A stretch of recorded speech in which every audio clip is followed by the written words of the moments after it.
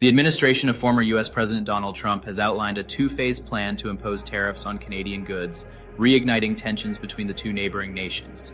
The proposed tariffs, which target a range of Canadian exports, are part of a broader strategy to address what the Trump team describes as unfair trade practices and to protect U.S. industries.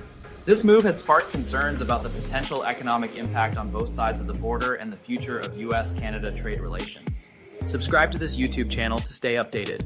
Now, Phase 1, targeting key industries. The first phase of the Trump team's tariff plan focuses on key Canadian industries, including aluminum, steel, and dairy products.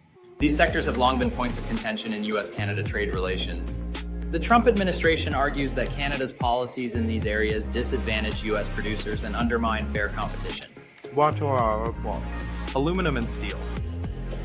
The Trump team has proposed reinstating tariffs on Canadian aluminum and steel, citing concerns about overproduction and the potential for these materials to flood the U.S. market. In 2018, the U.S. imposed a 25% tariff on steel and a 10% tariff on aluminum imports from Canada under Section 232 of the Trade Expansion Act, which allows tariffs to be levied on national security grounds. Although these tariffs were lifted in 2019, the Trump team has signaled its willingness to reintroduce them if Canada does not address U.S. concerns. 2. Dairy products. The U.S. dairy industry has repeatedly criticized Canada's supply management system, which regulates the production and pricing of dairy products.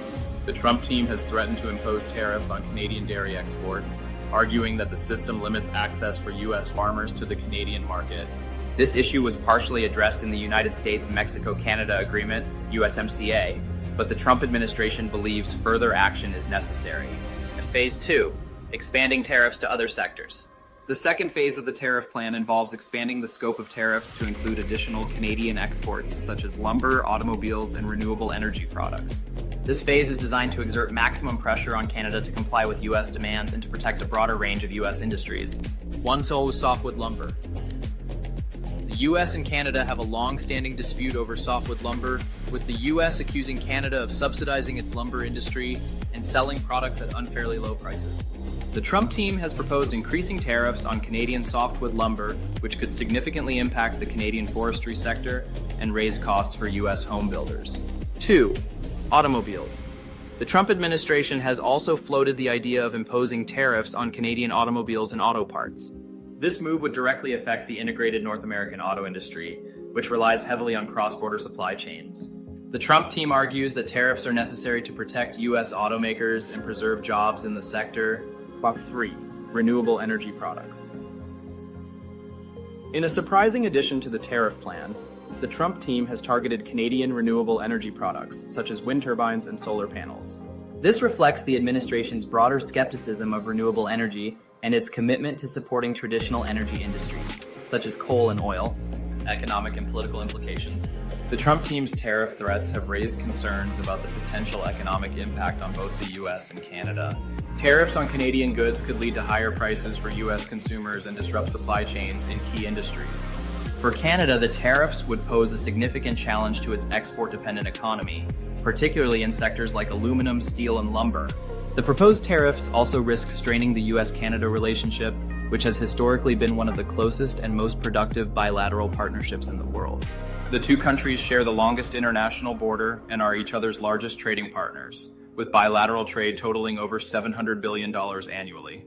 The imposition of tariffs could undermine this relationship and create uncertainty for businesses on both sides of the border. Canada's response. The Canadian government has strongly opposed the Trump team's tariff threats, describing them as unjustified and counterproductive. Prime Minister Justin Trudeau has vowed to defend Canadian interests and has indicated that Canada will respond with retaliatory measures if the tariffs are implemented.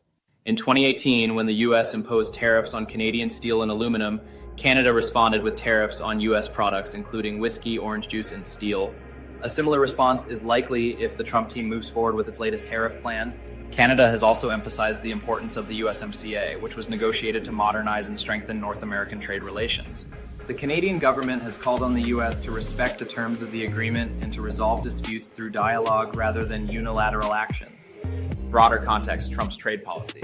The Trump team's tariff threats against Canada are consistent with its broader trade policy, which prioritizes protecting U.S. industries and reducing trade deficits. During his presidency, Trump frequently used tariffs as a tool to pressure trading partners and renegotiate trade agreements. While this approach has had some successes, such as the USMCA, it has also led to tensions with allies and uncertainty in global markets. The proposed tariffs on Canada also reflect the Trump team's focus on domestic politics. With the 2024 U.S. presidential election on the horizon, the Trump administration is seeking to appeal to key constituencies such as workers in the steel, aluminum, and automotive industries by demonstrating a tough stance on trade. Conclusion. The Trump team's two-phase tariff plan represents a significant escalation in U.S.-Canada trade tensions. While the proposed tariffs are aimed at addressing perceived unfair trade practices, they risk causing economic harm to both countries and undermining the strong bilateral relationship. As the situation unfolds, it will be crucial for both the U.S. and Canada to engage in constructive dialogue and seek solutions that promote fair trade and mutual prosperity. The stakes are high, and the outcome will have far-reaching implications for North American trade and the global economy.